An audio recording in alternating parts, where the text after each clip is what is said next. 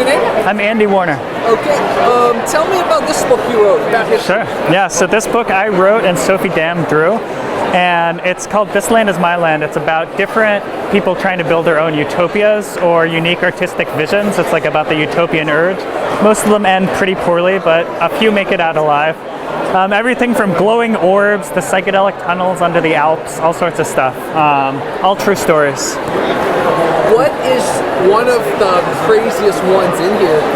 Well, one of the ones that I actually love the most isn't all that crazy, but it's just sort of beautiful. And it's one of the few that ends happily. It's this place called Freedom Cove in British Columbia. And it's about this couple that, they were both artists. She was a dancer, he was this woodworker.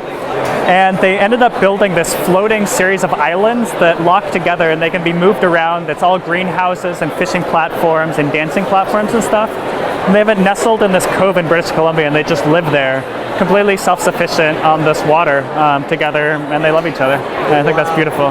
But there's a ton. I mean, there's like pyramid cults in the state of Georgia, and you know, all sorts of stuff. Oneida's in there. How long did it take you guys to make this? I think probably about maybe a year and a half or so. Yeah, I think about that one. Cool. Okay, and now this is a New York Times bestseller. Yes.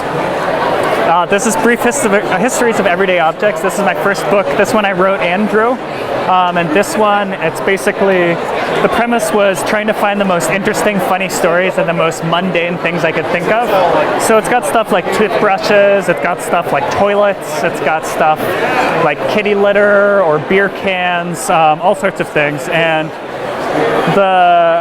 it's structured in this fun way that I thought of, where you basically start out and then you follow this one character through these different like living spaces. So there's like the bathroom, there's the living room, there's the office, and then you can find these things on each page and go to them and get a little like pocket history that tells you about something that you probably encounter every day, like a new way to talk or think about it.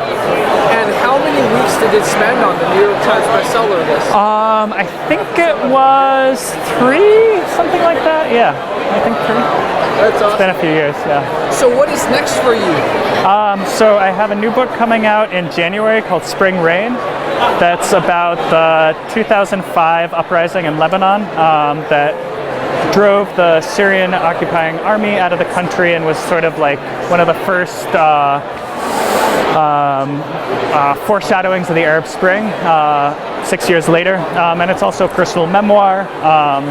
It's territory I've covered before. That's coming out from St. Martin's Press in January. It'll be widely available in bookstores, on Amazon, online sellers, all that stuff.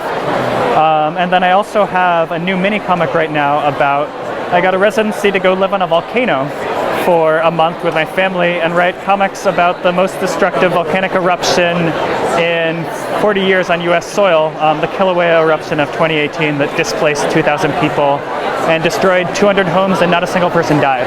So it's this really interesting story following volcanologists as they track the volcanoes and earthquakes and stuff like that. I was just in Big Island.